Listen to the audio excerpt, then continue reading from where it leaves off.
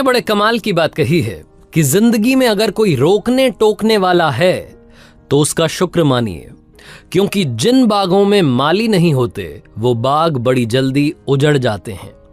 Hi guys, मेरा नाम है आरजे कार्तिक। स्वागत है आपका एक छोटी सी कहानी में। ये कहानी पुराने जमाने की। एक बच्चे ने अपने पापा से पूछा कि पापा, इस दुनिया में खुश रहने का सीक्रेट क्या है? सीक्रेट ऑफ हैप्पीनेस क्या है? उसके फादर ने उससे कहा कि बेटा, बहुत बड़ा सवाल आपने इतनी कम उम्र में मुझसे पूछ लिया है। इसका जवाब शायद ही मैं आपको ढंग से दे पाऊं, लेकिन यहां से दूर वो जो बड़ा सा पहाड़ दिख रहा है, उसकी चोटी पर एक शानदार महल बना है। वहां का रास्ता तुम्हें तय करना होगा। थोड़ा सा मुश्किल है, लेकिन एक बार वहां पहुंच जाओगे तो वहां आपको मिलेंगे दुनिया के सबसे बुद्धिमान व्यक्ति, जो आपको बताएंगे कि दुनिया में खुश रहने का सीक्रेट क्या है। उस बच्चे ने कहा कि मैं जाना चाहता हूँ। घर से खाना वाना बनवाया, सामान इकट्ठा किया। लंबी यात्रा थी, यात्रा शुरू की। 2-3 दिन के बाद में बच्चा वहां पहुंच गया। जैसे तैसे वो पहाड़ी रास्ता पार करके ऊपर महल तक पहुंच गया। वहां की खूबसूरती को निहारता रह गया। उसे समझ नहीं आया कि वो वहां आया क्यों था। इतनी खूबसूरत जगह थी, इतना शानदार महल बना था और ऊपर से क्या शानदार नजारा आ रहा था। उस बच्चे को रियलाइज हुआ कि उसे वो काम भी करना है जिसके लिए यहाँ पर आया है। अंदर गया, जाकर के पूछा कि वो सबसे बुद्धिमान व्यक्ति कहाँ है। तो किसी ने बताया कि वो बड़ा सा कमरा है, वहाँ मीटिंग चल रही है, सभा लगी हुई है, वहाँ चले जाओ, वो सबसे मिल रहे हैं। बच्चा वहाँ पहुँचा तो वहाँ का एक और शानदार नज़ारा था। म्यूज़िक प्ले हो रहा था हल्का हल्का, अलग अलग तरीके के व्यंजन रखे हुए थे, खाने की टेबल सजी हुई थी, बहुत सारे लोग आए थे, अलग अलग व्यापारी आए हुए थे और अपनी अपनी समस्या का हल वो जो बुद्धिमान व्यक्ति थे उनसे जान रहे थे। वो भी आराम से, इत्मीनान से सबकी बातें सुन रहे थे, सबको जवाब दे रहे थे। बच्चे ने बड़ा इंतज़ार किया। 3-4 घंटे के बाद में इसका नंबर आया। जाकर के उन बुद्धिमान व्यक्ति को प्रणाम किया और पूछा कि मेरा एक सवाल है, आप बताइए कि इस दुनिया में खुश रहने का सीक्रेट क्या है। बुद्धिमान व्यक्ति ने थोड़ा और उस बच्चे के बारे में जाना, सारी बातें ध्यान से सुनी। उससे कहा कि बेटा, बड़ा अच्छा लग रहा है, आप इतनी कम उम्र में इतना बड़ा सवाल है जिसका जवाब आप जानना चाहते हो कि खुश कैसे रहें, वो सीक्रेट क्या है, किस चीज़ को फॉलो करना है। बुद्धिमान व्यक्ति ने कहा कि मैं आपको आपके सवाल का जवाब दूंगा, लेकिन उससे पहले एक काम करो ना। आप इस महल में आए हो, मुझसे मिलने के लिए मेरे घर आए हो, तो एक बार मेरा महल तो देखो, एक बार जाकर के देखो तो कि जिससे मिलने आए हो उस व्यक्ति का घर कैसा है, उसका घर समझो, उसके बाद में तुम्हें व्यक्ति समझ में आएगा। मैं तुम्हें कुछ भी कह दूंगा, तुम यकीन कर लोगे, ऐसा थोड़ा ना होता है। उस बच्चे ने कहा कि सही कह रहे हैं आप, बताइए क्या करना है। महल घूमने जाना है, मैं भी जाता हूँ। बुद्धिमान व्यक्ति ने उसे टोकते हुए कहा कि जाना है, लेकिन रुको। उसको एक चम्मच दी और कहा कि इसमें मैं 2 बूंद तेल गिरा रहा हूँ। ये जो 2 बूंदें हैं तेल की, ये गिरनी नहीं चाहिए। घूम करके आना, लेकिन ध्यान रखना कि चम्मच में से तेल ना गिर जाए। उस बच्चे ने कहा कि बड़ी भारी बात है, चलिए ठीक है, ये भी करके देखते हैं। बच्चे ने उस चम्मच को हाथ में लिया, बड़े संभलते हुए जा रहा था। 2 बूंद तेल था, कहीं गिर जाए। बहुत घुमावदार सीढ़ियां थी, बहुत बड़ा महल था। पूरा घूम फिर करके अच्छे से वापस आया। आधा 1 घंटा उसको लग गया। वापस से बुद्धिमान व्यक्ति के पास गया। उन्होंने पूछा कि बेटा, कैसा लगा आपको महल? आपने वो बगीचा देखा? हमने 10 सालों की मेहनत के बाद में अलग अलग तरीके के पौधे लगा करके क्या शानदार बगीचा बनवाया है। आपने फूल देखे, कितने सुंदर सुंदर फूल लगे हुए हैं। और आपने हमारी लाइब्रेरी देखी जिसमें इतनी शानदार किताबें हैं कि अगर कोई पढ़ ले तो दुनिया की कोई ऐसी कोई समस्या नहीं है जिसका उसको सोल्यूशन ना मिले। आपने वो शानदार पेंटिंग्स देखी जो हमने वहां बरामदे में लगवाई है। उस बच्चे की सब कुछ ऊपर से जा रहा था, उसने कुछ देखा ही नहीं, क्योंकि उसका सारा ध्यान वो तेल की 2 बूंदों में था कि कहीं ये गिर ना जाए। ईमानदारी से बच्चे ने अपना जवाब दिया कि माफ़ कीजिएगा, लेकिन मैंने कुछ भी नहीं देखा। मेरा तो सारा ध्यान ये चम्मच की 2 बूंद तेल में था कि कहीं ये गिर ना जाए। आपने कहा था कि इसका ध्यान रखना है। बुद्धिमान व्यक्ति ने कहा कि अरे क्या बात हुई, एक बार फिर से जाओ, देख कर के आओ, अच्छे से देख कर के आओ, सब कुछ निहार करके आओ। छोटा बच्चा फिर से गया। महल की जो एक एक चीज़ थी उसको ध्यान से देखा, खूबसूरती से निहारा। लाइब्रेरी में गया, वो शानदार पेंटिंग्स लगी थी उन्हें देखा, नक्काशी का काम देखा।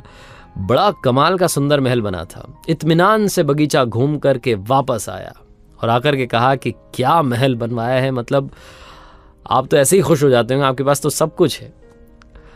अब मुझे बताइए ना कि सीक्रेट ऑफ हैप्पीनेस क्या है। जो बुद्धिमान व्यक्ति थे उन्होंने कहा कि सब बताऊंगा, बड़ा अच्छा लगा कि आपको मेरा घर अच्छा लगा, लेकिन ये बताओ कि वो तेल की 2 बूंदें कहाँ गई। बच्चे को अचानक से रियलाइज हुआ कि अरे, तेल की 2 बूंद तो पता नहीं कब की गिर गई, मैं तो देखने में बिजी हो गया था। उस बच्चे ने कहा कि माफ़ कीजिएगा, आपने कहा था महल ढंग से देखना, मैं महल देखने में इतना व्यस्त हो गया कि वो तेल की 2 बूंद कब गिरी मुझे पता नहीं चला। बुद्धिमान व्यक्ति ने जो कहा ध्यान से सुनिएगा। उन्होंने कहा कि बेटा, यही है सीक्रेट ऑफ हैप्पीनेस। पहली बार मैंने तुम्हें भेजा तुम्हारा सारा ध्यान तेल की 2 बूंद पर था, आसपास क्या हुआ तुम्हें दिखाई नहीं। दूसरी बार जब भेजा तो तुम्हारा सारा ध्यान आसपास की चीज़ों पर था, सुंदरता पर था, खूबसूरती पर था, और तेल की 2 बूंद तो गिर गई। जो तुम्हारा बेसिक रूल था, जो बेसिक्स थे, उन्हें तुम भूल गए। जिंदगी में अगर वाकई में तुम खुश रहना चाहते हो, वो सीक्रेट जानना चाहते हो, वो यही है कि दुनिया में आपको चाहे जितनी खूबसूरती मिल जाए, जो चाहते हैं वो सब मिल जाए, लेकिन आप अपना बेसिक मत भूलिएगा। वो जो तेल की 2 बूंद थी वो भी ध्यान रखनी थी और सुंदरता भी देखनी थी। बस यही है खुश रहने का सीक्रेट। हम में से काफ़ी सारे लोग जो काफ़ी कुछ अचीव कर लेते हैं, भूल जाते हैं अपनी जड़ों को, अपनी रूट्स को। लाइफ में चाहे जहां आप चले जाएं, रूट्स मत भूलिएगा, क्योंकि जो इंसान जड़ों से जुड़ा रहता है वही जिंदगी में ग्रो करता है। हमेशा दोस्तों अपनी शुरुआत को याद रखना आपकी वैल्यूज़ क्या हैं, आपके संस्कार क्या हैं, उन्हीं के साथ में आगे बढ़ना।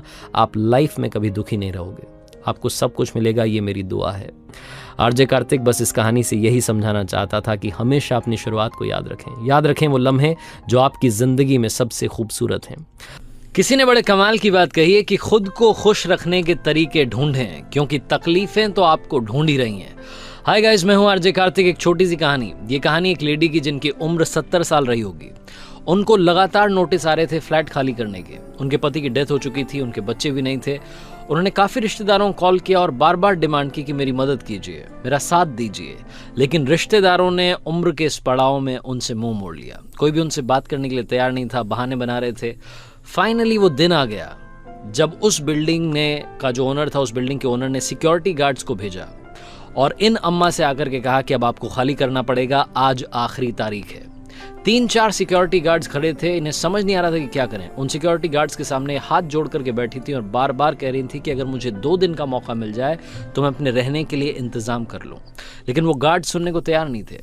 तभी वहाँ पर उस सीन में एक बंदे की एंट्री होती है जिसके हाथ में पेपर्स होते हैं, और वो आकर के उन गार्ड्स को बोलता है कि आप चले जाओ, क्योंकि इस फ्लैट की ओनर यही है।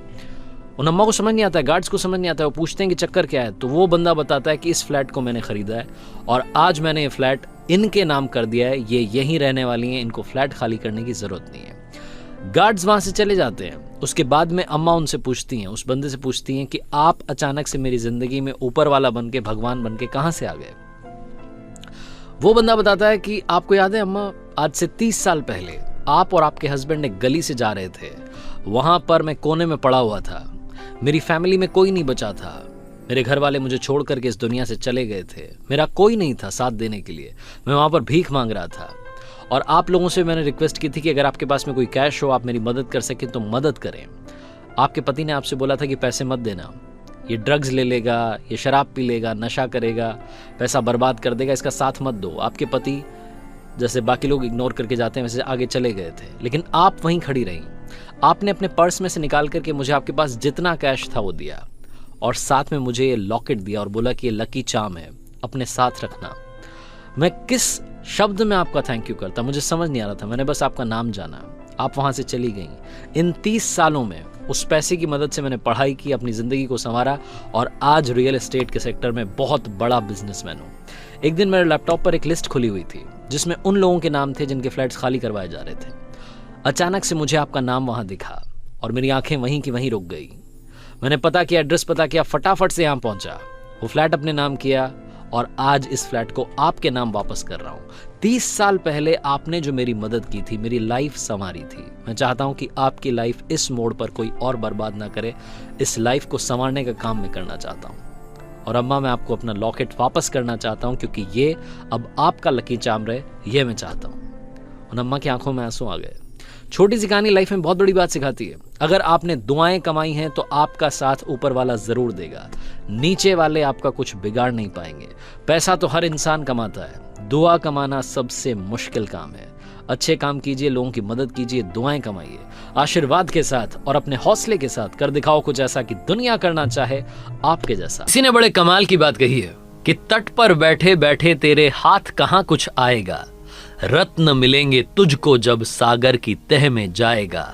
कुछ ना आया हाथ समझना डुबकी अभी अधूरी है, चाहे जितना भी हो मुश्किल पहला कदम जरूरी है।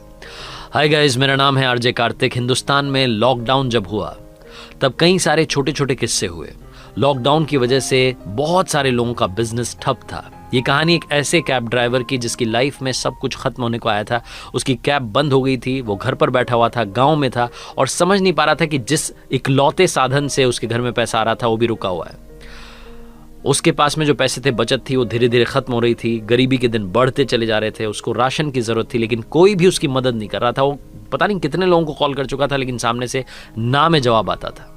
एक दिन अचानक से कॉल आता है और सामने वाला व्यक्ति कहता है कि भाई साहब अपना अकाउंट नंबर भेजिए, मैं आपको कैश भेजना चाह रहा हूं, आपकी मदद करना चाह रहा हूं। ये उससे पूछना चाहता है कि आप कौन है, कहां से बात करने से पहले कॉल कट जाता है। ये फिर से कॉल करता है तो सामने वाला कहता है पहले अकाउंट नंबर तो भेजिए। ये भरोसा करके अकाउंट नंबर भेजता है और वाकई में थोड़ी देर के बाद में इसके पास में कैश आ जाता है। ये बड़ा खुश होता है, ऊपर वाले को धन्यवाद करता है कि आपने बचा लिया, आज तो वाकई में चमत्कार हो गया। ये वापस उस नंबर पर कॉल करता है, पूछता है कि आप कौन है, क्यों मेरी मदद की। तो सामने वाले व्यक्ति कहता है कि शायद आप भूल गए, आज से 4 महीने पहले एक छोटा सा किस्सा हुआ था। मुझे दिल्ली जाना था इंटरव्यू के लिए, सुबह 6 बजे की ट्रेन थी। मैं घर से मैंने कैब बुक की, मैं स्टेशन पहुंचा, आपका पेमेंट किया, उसके बाद में प्लेटफॉर्म पर पहुंचा। वहां जाकर के पॉकेट चेक की तो मेरा फोन मेरे पास नहीं था। मेरी जमीन हिल गई, आसमान हिल गया, मुझे समझ नहीं आया कि क्या हुआ। मैं फटाफट से वहां से भागा, बाहर आकर के मैं स्टेशन पर कैब ढूंढने लगा, लेकिन मुझे आपकी कैब नहीं दिखाई दी। बड़ी सारी कैब्स खड़ी थी, मैं जाकर के बार बार ड्राइवर का चेहरा देख रहा था कि यार वो बंदा कौन था जिसके साथ आया था, वो चेहरा मैं देख रहा था, समझ नहीं पा रहा था यार कहाँ गया बंदा। अपने आप अंदर से बहुत सारी गालियां आने लगी, बदतमीज, पता नहीं क्या क्या मैं बोलने लगा आपको। और मुझे लग रहा था यार ये कैब ड्राइवर ऐसे ही होते हैं, सामान दिखा और लेकर के चल दिए, अब तो पता नहीं कहाँ चला गया होगा, मेरा फोन बंद कर दिया होगा, ये हो गया होगा, हो गया। 50 चीजें मेरे दिमाग में चल रही थी। मेरा जो इंटरव्यू था वो तो मैंने कैंसिल कर दिया, मैंने दिल्ली जाने का प्लान ड्रॉप कर दिया। मैंने सोचा कि ये दिन ही अशुभ है, मतलब आज के दिन सुबह सुबह फोन गायब हो गया, चोरी हो गया, क्या इंटरव्यू होगा और क्या जॉब में मेरी मतलब क्या जॉब मिलेगी मुझे, क्या सिलेक्शन होगा। मेरे पास कैश पड़ा था, मैं ऑटो करके वापस घर पहुंचा। जब घर पहुंचा तो देखता हूं कि वहां पर एक कैब खड़ी थी। वो कैब देख करके मेरा दिमाग ठनका, मैं फिर से गाली देने लगा। मैंने बोला ये कैब वाले ऐसे होते हैं, ये होता है वो होता है। मुझे लगा कि अड़ोसी पड़ोसी ने शायद किसी ने कैब बुक की होगी। आप कैब से निकल करके आए और आपने मेरा फ़ोन मुझे लौटा दिया। वो फ़ोन हज़ारों का था, लेकिन उस दिन मुझे करोड़ों की बात सीखने को मिली। आपने बोला कि भाई साहब मैं तो यहीं खड़ा हूँ, आपके घर पर ताला लगाए, मैं इंतज़ार कर रहा था आधे घंटे से कि कोई आ जाए तो उसको फ़ोन दे दूँ। इस फ़ोन में भी लॉक लगा था तो किसी को कॉल नहीं कर पा रहा हूँ। काफ़ी देर से वेट कर रहा था कि इस फ़ोन पर किसी का फ़ोन आ जाए तो उससे बात कर लूँ, लेकिन इस पर किसी का कॉल नहीं आया। मैं तो बस वेट कर रहा था और आप दिख गए तो आपको फ़ोन दे दिया। मैंने आपसे कहा कि मेरा भी दिमाग काम नहीं कर रहा है, मैंने भी इस नंबर पर कॉल नहीं किया। अगर मैं कॉल ही कर लेता तो शायद आपसे बात हो जाती, लेकिन मैं आपको गाली देने में इतना बिजी था कि मैं बस गाली देते हुए, आई एम सो सॉरी। उस दिन जब आपने मेरा फ़ोन मुझे वापस लौटाया तो मुझे काफ़ी कुछ सीखने को मिला। मुझे सीखने को मिला कि दुनिया में अभी भी इंसानियत जिंदा है, और मुझे सीखने को मिला कि किसी को भी जज करना बंद कीजिए। मैं आपको जज कर रहा था, पता नहीं उल्टा समझ रहा था, सोच रहा था कि बहुत ही बेकार आदमी है, मेरा फ़ोन लेकर के भाग गया, लेकिन आप तो मेरा फ़ोन लौटाने के लिए आए थे और आप तो इंतज़ार कर रहे थे कि उस पर किसी का कॉल आ जाए ताकि आप फ़ोन लौटा सकें। ये बात उसने ख़त्म की और उसने बोला कि मैं बस इसीलिए आपकी मदद करना चाह रहा था। लॉकडाउन में मुझे आपकी याद आ गई, मैंने आपका नंबर सेव किया हुआ था, मुझे लगा कि शायद आपको कैश की ज़रूरत होगी, शायद आपको पैसों की ज़रूरत होगी, इसलिए कुछ कैश जितना मैं भेज सकता था मैंने आप तक पहुँचाया, आपकी मदद की है। उसने अपनी बात खत्म की और इस तरफ जो कैब ड्राइवर था उसने कहा कि आपने जो कैश मुझे भेजा है, जो मेरी मदद की है, इससे बड़ी मदद नहीं हो सकती है। और आज आपने मुझे एक बहुत बड़ी बात दुनिया में सिखाई है कि अच्छा कर्म करेंगे, अच्छा काम करेंगे तो रिजल्ट अपने आप अच्छा आएगा। आपको पता नहीं मैं किस हाल में जी रहा हूँ, मेरे पास में राशन नहीं है, घर में पैसा नहीं है, मैं रोज़ाना भगवान के सामने हाथ जोड़ रहा हूँ कि मेरी कोई मदद कर दे। मैं इतने लोगों को कॉल करता हूँ, कोई मेरी मदद नहीं कर रहा था। आज आपने मदद की और मुझे सिखा दिया कि अच्छा काम करूंगा तो अच्छा फल जरूर आएगा। छोटी सी कहानी काफ़ी कुछ सिखाती है। हिंदुस्तान में ऐसे लॉकडाउन में कई किस्से हुए हैं जिसने हम लोगों को एक बात सिखाई है कि इंसानियत सबसे बड़ा धर्म है। और याद रखना, अच्छा काम करेंगे अपने आप आपके साथ अच्छा होगा, यकीन मान के चलिए। आरजे कार्तिक बस यही कहेगा, अच्छे काम कीजिए, अच्छे कर्मों के साथ कर दिखाओ कुछ ऐसा कि दुनिया करना चाहे आपके जैसा। किसी ने बड़ी कमाल की बात कही है कि अगर आपको वो फसल पसंद नहीं जो आप काट रहे हैं तो उन बीजों की जांच कीजिए जो आप बो रहे हैं। हाय गाइस, मैं हूं आरजे कार्तिक। एक छोटी सी कहानी, ये कहानी है उस अमीर महिला की जो साइकेट्रिस्ट के पास जाया करती थी, डिप्रेशन के दौर से गुजर रही थी और अपनी लाइफ में हैप्पीनेस ढूंढ रही थी। कई बार सेशन 1 घंटे चलता, 2 घंटे चलता। एक दिन इन मैडम ने जाकर के डॉक्टर साहब से सवाल किया कि डॉक्टर साहब ऐसा क्या है कि इतने पैसे होने के बाद भी मेरी लाइफ में हैप्पीनेस नहीं आ रही है। जो साइकेट्रिस्ट थे उन्होंने अपने क्लिनिक में काम करने वाली एक बूढ़ी महिला को बुलाया और कहा कि अम्मा आज आप अपनी कहानी मैडम को सुनाइए। और मैडम से कहा कि आप ध्यान से सुनिएगा अम्मा की कहानी, क्योंकि इस कहानी के आखिरी में आपको समझ में आएगा कि हैप्पीनेस मिलेगी तो मिलेगी कहाँ। अम्मा ने झाड़ू नीचे रखा, साफ सफाई का काम करती थी, चेयर लेकर के बैठ गई और अपनी कहानी सुनाना शुरू किया। अम्मा ने बताया कि मैडम, मेरा पति शराब पी करके घर आता था, मारपीट करता था, घर में पैसे नहीं रहते थे। मेरा एक बेटा था जिसको पढ़ाने के लिए मैं जैसे तैसे पैसे इकट्ठे करती थी, काम करने जाती थी। एक दिन ज़्यादा शराब पीने की वजह से पति की मौत हो गई। 2-3 महीने तक संघर्ष चला, जैसे तैसे बेटे की नौकरी लगी। 3 महीने के बाद में एक दिन बेटा घर आ रहा था और रोड एक्सीडेंट में उसकी भी मौत हो गई। मुझे लगा कि मेरी ज़िंदगी ख़त्म हो गई है, मेरे जीने की कोई वजह नहीं बची है। मैं मरने के तरीके ढूंढने लगी, यहाँ तक कि मैं पटरी तक पहुँच गई और उस दिन मैं हिम्मत नहीं कर पाई मरने की, वापस लौट करके घर आ गई। एक दिन ऐसे ही काम करके साफ़ सफाई का घर पहुँच रही थी तो मेरे पीछे पीछे बिल्ली का एक बच्चा चलने लगा और वो बच्चा चलते चलते चलते मेरे घर के दरवाजे तक आ गया। उस बिल्ली के बच्चे को जब मैंने अपने घर के दरवाजे तक देखा तो मुझे लगा कि इसको शायद भूख लगी है, बाहर बहुत ठंड थी, तो मैं उस बच्चे को लेकर के अंदर आ गई। मेरे घर में थोड़ा सा दूध था, मैंने कटोरी में दूध रखा, बिल्ली के बच्चे के सामने रखा, तो बिल्ली का बच्चा झट से चट कर गया। और जैसे ये सारी घटना हुई मेरे चेहरे पर हंसी आ गई, खुशी आ गई। बहुत दिनों के बाद मेरे चेहरे पर हंसी आई थी तो मुझे ये रियलाइज़ हुआ, मुझे लगा कि अगर एक बिल्ली के बच्चे की मदद करने से मुझे खुशी मिल सकती है तो इंसानों की मदद करने से, लोगों की मदद करने से कितनी खुशी मिलेगी। उस दिन के बाद से मैंने अपने आस पड़ोस के लोगों की मदद करना शुरू किया।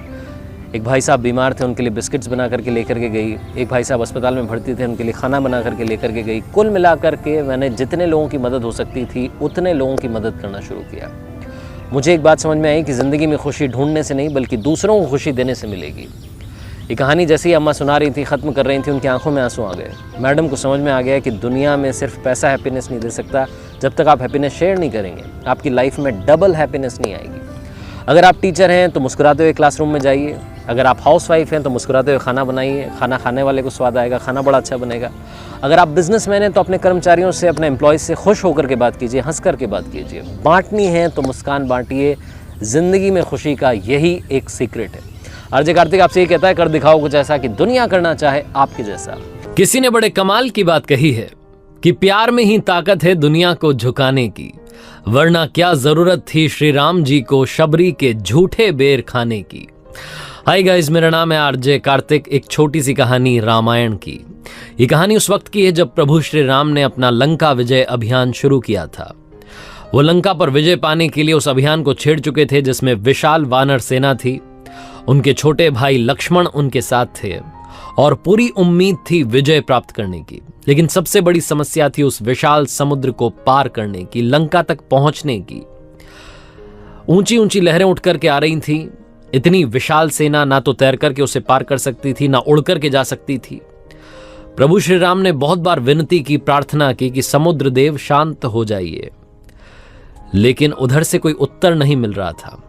प्रभु श्री राम को क्रोध आ गया, अपना दिव्य बाण निकाला, ब्रह्मास्त्र चलाने की तैयारी में थे, तभी अचानक से समुद्र देव प्रकट हुए। क्षमा याचना करने लगे, माफी मांगने लगे और कहा कि प्रलय से पहले प्रलय मत लाइए भगवान, बाकी आपकी मर्जी है। आप मुझे मेरी मर्यादा बनाए रखने दीजिए। आप मुझे सुखा देंगे तो सब कुछ खत्म हो जाएगा, जल का जो रूप है वो खत्म हो जाएगा, ऐसा मत कीजिए। प्रभु श्री राम ने पूछा कि फिर क्या किया जाए, क्या बीच का रास्ता है? तो समुद्र देव ने बताया कि आपकी सेना में नल और नील नाम के 2 भाई हैं, जिनको बचपन में ऋषियों ने श्राप दिया था। क्योंकि ऋषियों के सामान उठा उठा करके नदी में फेंक रहे थे, तो उन्होंने श्राप दिया था कि अब जो भी तुम फेंकोगे वो पानी में डूबेगा नहीं बल्कि तैरता रहेगा। तो इन्हीं की मदद लीजिए। पत्थर तैरने लगेंगे जब ये पत्थर समुद्र में फेंकेंगे। इनकी मदद से सेतु का निर्माण शुरू करवाइए। जब ये सेतु का निर्माण होगा, राम सेतु बनेगा, तो आपका वंदन, आपका गायन पूरी सृष्टि करेगी। इतना विशाल काम होगा। और जब ये दोनों भाई इस सेतु का निर्माण करेंगे तो मैं पूरी मदद करूंगा उस सेतु को बांधे रखने में, आपका पूरा साथ दूंगा। प्रभु श्री राम ने कहा कि ठीक है, फिर यही होगा। अपनी सेना से कहा कि लग जाइए काम पर। पत्थरों पर जय श्री राम लिखा गया, पत्थर तैरने लगे, वो श्री राम सेतु का निर्माण होने लगा। और प्रभु श्री राम ऊपर वाले की भक्ति में, भगवान शिव की आराधना में बैठ गए। तभी उन्होंने देखा कि एक छोटी सी गिलहरी उस सेतु निर्माण में अपना योगदान दे रही थी। पता नहीं क्या कर रही थी, बार बार समुद्र के किनारे आती, वापस जाती, उन पत्थरों के बीच में वापस आती। उन्हें लगा कि कुछ तो करने की कोशिश कर रही है। हनुमान जी से कहा कि उसे पकड़ करके लाओ। हनुमान जी गए, उस गिलहरी को पकड़ के लाए प्रभु श्री राम के सामने। उन्होंने पूछा कि आप ये क्या कर रही हैं? इतना विशाल सेतु का निर्माण हो रहा है, आप कहां बीच में परेशान हो रही हैं? उस गिलहरी ने कहा कि भगवान माफ कीजिएगा, लेकिन आज आपने धर्म के लिए युद्ध छेड़ा है, नारी सम्मान के लिए, नारी की रक्षा के लिए, माता सीता की रक्षा के लिए, उनके गौरव की गरिमा के लिए, उसकी रक्षा के लिए, सम्मान के लिए आपने जो युद्ध छेड़ा है, उसमें मैं भी अपना योगदान देना चाहती हूं। मैं यहाँ किनारे से कुछ मिट्टी, कुछ रेत अपने साथ ले जाती हूँ, वहां जाकर के पत्थरों के बीच में छोड़ देती हूँ, ताकि जब आप पत्थर पर चलें तो ये पत्थर आपको ना चुभें। मैं इतनी बड़ी तो नहीं हूं कि पत्थर वहां पहुंचा दूं, इसलिए मिट्टी पहुंचाने का काम कर रही हूं। प्रभु श्री राम बड़े खुश हुए। उन्होंने पूछा कि आपको डर नहीं लग रहा है? इतनी विशाल सेनाएं कहीं किसी के पैर के नीचे दब गई तो आपकी मौत हो जाएगी। गिलहरी ने कहा कि इतने बड़े युद्ध में अगर मेरी मौत भी हो जाए, आप माता सीता की गरिमा की रक्षा के लिए, उनके गौरव की रक्षा के लिए इतना विशाल युद्ध छेड़ चुके हैं, धर्म की रक्षा के लिए, उसमें मेरी जान भी चली जाए तो कोई बड़ी बात नहीं, मेरे लिए सम्मान की बात होगी, गौरव की बात होगी। उस नन्ही गिलहरी ने जब इतनी बड़ी बड़ी बातें कहीं तो प्रभु श्री राम गदगद हो गए और उसकी पीठ पर उंगलियां फेर दी। कहा जाता है कि गिलहरी की पीठ पर वो जो निशान है वो प्रभु श्री राम की उंगलियों के निशान हैं। कहानी खत्म हो गई, लेकिन बहुत बड़ी बात सिखाती है। छोटे से छोटा मनुष्य, यानी कि जो कमजोर से कमजोर है, जिसको लगता है कि मेरे अंदर तो कुछ है ही नहीं, मैं तो लायक ही नहीं हूं, वो भी विशाल काम कर सकता है। सिर्फ भावना अच्छी होनी चाहिए, आपके इमोशन सही होने चाहिए। अगर आपको लगता है कि ये काम आपके लायक नहीं है, एक बार अपनी ताकत का अंदाजा लगाइए। आप सब कुछ कर सकते हैं, आप चमत्कार कर सकते हैं। छोटे से छोटा व्यक्ति भी बड़े से बड़ा काम आसानी से कर सकता है, बस सही इमोशंस की, सही मेहनत की जरूरत है। और दूसरी बात, जितना हो सके इस दुनिया के काम आते रहिए, औरों के काम आते रहिए, उनके चेहरे पर मुस्कान लाने का काम करते रहिए। आरजे कार्तिक बस यही कहना चाहता है, जिंदगी में ऊपर वाले के आशीर्वाद के साथ, अपनी मेहनत के साथ और अपनों के प्यार के साथ कर दिखाओ कुछ ऐसा कि दुनिया करना चाहे आपके जैसा। वो कहते हैं ना, वक्त की बड़ी कमाल बात होती है, वक्त गुजरता चला जाता है। अगर बुरा वक्त चल रहा है तो सब्र करो और अच्छा वक्त चल रहा है तो शुक्र करो। तो आरजे कार्तिक, एक बार की बात है, एक राजा साहब के पास में बड़ा सुंदर विशाल महल था और उस विशाल से महल में एक सुंदर सी बगीची थी। उस सुंदर सी बगीची में एक माली था और अंगूरों की बेल थी। माली जो था वो इस बात से परेशान था कि अंगूरों की बेल पर रोजाना एक चिड़िया आकर के आक्रमण करती थी और कुछ इस तरीके से वो अटैक करती थी कि जो मीठे मीठे अंगूर थे उन्हें तो खा लेती थी, जो हद पके थे और जो खट्टे अंगूर थे उनको जमीन पर गिरा जाती थी। माली इस बात से बड़ा परेशान चल रहा था कि इस अंगूरों की बेल को ये चिड़िया एक दिन तबाह कर देगी, नष्ट कर देगी। उसने बहुत कोशिश की लेकिन कुछ उसको सोल्यूशन मिला नहीं, तो वो राजा के पास पहुंचा और राजा साहब को जाकर के कहा कि मालिक, हुकुम, आप ही कुछ कीजिए, मुझसे कुछ हो नहीं पा रहा है, अंगूरों की बेल कभी भी खत्म हो सकती है। राजा ने कहा, माली साहब आप टेंशन मत लीजिए, आपका काम मैं करूंगा। अगले दिन राजा साहब पहुंचे, खुद अंगूरों की बेल के पीछे जाकर के छुप गए और जैसे ही चिड़िया आई, राजा ने फुर्ती दिखाते हुए चिड़िया को पकड़ लिया। जैसे ही चिड़िया को पकड़ा, चिड़िया ने राजा से कहा कि हे राजन, मुझे माफ कर दो, मुझे मत मारो, मैं आपको 4 ज्ञान की बातें बताऊंगी। राजा बहुत गुस्से में थे, बोले पहली बात बता। चिड़िया ने कहा कि अपने हाथ में आए शत्रु को कभी जाने ना दें। राजा ने कहा दूसरी बात बता। चिड़िया ने कहा कि कभी भी असंभव बात पर यकीन ना करें। राजा ने कहा बहुत हो गया ड्रामा, तीसरी बात बता। चिड़िया ने कहा बीती बातों पर पश्चाताप ना करें। राजा ने कहा अब चौथी बात बता, खेल खत्म करता हूं, बहुत देर से परेशान कर रखा। चिड़िया ने कहा राजा साहब, आपने जिस तरीके से मुझे पकड़ा हुआ है मुझे सांस नहीं आ रही, अगर आप मुझे थोड़ा सा छोड़ देंगे, ढील देंगे तो शायद मैं आपको चौथी बात बता पाऊं। राजा ने हल्की सी ढील दी और चिड़िया उड़ करके डाल पर बैठ गई। चिड़िया ने कहा राजा साहब, मेरे पेट में 2 हीरे हैं। ये सुनकर के राजा पश्चाताप करने लगा, उदास हो गया और राजा की ये शक्ल देख करके चिड़िया ने कहा कि राजा साहब, आपको अभी 4 ज्ञान की बातें बताई थी। पहली बात बताई थी अपने शत्रु को कभी हाथ में आने के बाद छोड़े ना, आपने हाथ में आए हुए शत्रु को यानी मुझे छोड़ दिया। दूसरी बात बताई थी असंभव बात पर यकीन ना करें, आपने यकीन कर लिया कि मेरे छोटे से पेट में 2 हीरे हैं। तीसरी बात बताई थी कि बीती हुई बात पर पश्चाताप ना करें, आप उदास हैं, आप पश्चाताप कर रहे हैं, जबकि मेरे पेट में हीरे हैं ही नहीं, जो है ही नहीं उसको सोच करके आप पश्चाताप कर रहे हैं। उस चिड़िया ने 4 बातें राजा को नहीं हम सबको भी बताई। हम सब भी जो बीत चुका होता है उस पर कई बार पश्चाताप कर रहे होते हैं, हमेशा पास्ट में रहते हैं और फ्यूचर की सोचते नहीं है। प्रेजेंट में रहना शुरू कीजिए, फ्यूचर के लिए प्लानिंग करना शुरू कीजिए, अपने ड्रीम्स को फॉलो करना शुरू कीजिए। जिंदगी में जो हो गया उस पर आपका कंट्रोल नहीं है, लेकिन जो होगा उसको आप बदल सकते हैं। इसीलिए आरजे कार्तिक आपसे कहता है, कर दिखाओ कुछ ऐसा कि दुनिया करना चाहे आपके जैसा। कमाल की बात कही है कि जब हम अपने लिए चुनते हैं तो श्रेष्ठ चुनते हैं, लेकिन जब प्रभु पर छोड़ देते हैं तो प्रभु हमारे लिए सर्वश्रेष्ठ चुनते हैं। नमस्ते दोस्तों, मैं हूं आरजे कार्तिक। एक बड़ी छोटी सी कहानी है गरीब परिवार की, जहां एक बच्चा रहता था जिसको बादाम बहुत पसंद थे। एक दिन उसके पापा ने बादाम वाला हलवा बनाया। 2 कटोरी हलवा बना करके तैयार करके उन्होंने टेबल पर रख दिया और बोला, बेटा अपने लिए चुन लो। एक जो कटोरी थी उसमें ऊपर 2 बादाम लगे हुए थे और दूसरी जो कटोरी थी उसमें कोई बादाम ऊपर नहीं दिख रहा था। लड़के को बादाम बहुत पसंद थे और गरीब परिवार में बादाम का आना बहुत बड़ी बात है। उसने फटाफट से वही वाली कटोरी उठाई जिसमें ऊपर 2 बादाम लगे थे।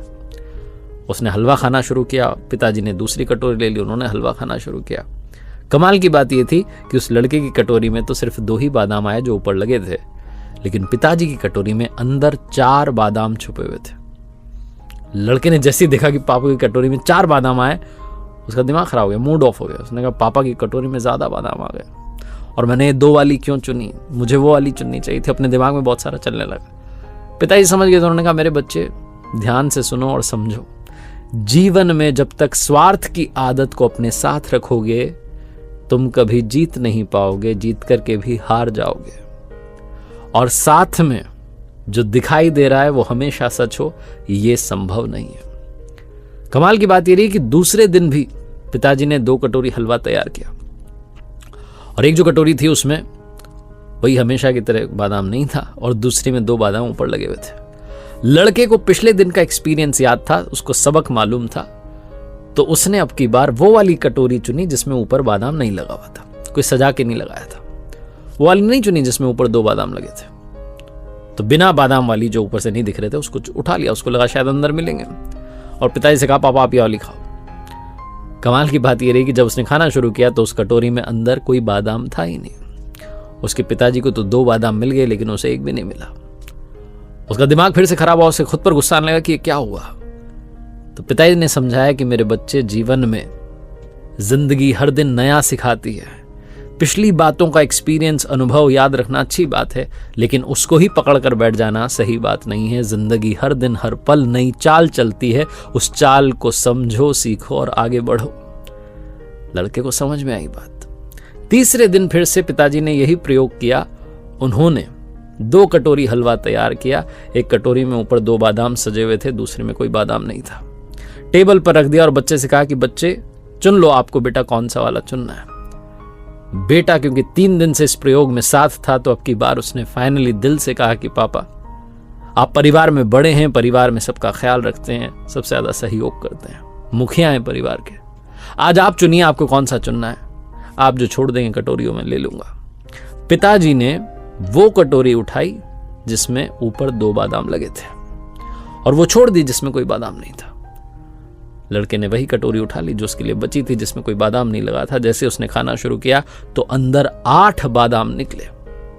लड़का हंसने लगा और पिताजी ने उसको जीवन का सबसे बड़ा पाठ सिखाया कि मेरे बेटे, जब तुम दूसरों का सोचना शुरू करते हो अच्छा अच्छा होना शुरू होता है, और जब तुम प्रभु पर छोड़ देते हो तो प्रभु तुम्हारे लिए सर्वश्रेष्ठ चुनते हैं। छोटी सी कहानी जिसका सार यही कहता है कि जीवन में जो कर रहे हैं शुद्ध मन से कीजिए, शुद्ध अंतःकरण से कीजिए। जब उनकी कृपा बरसेगी तो आपको जो परिणाम मिलेगा वो शानदार, यादगार रहेगा।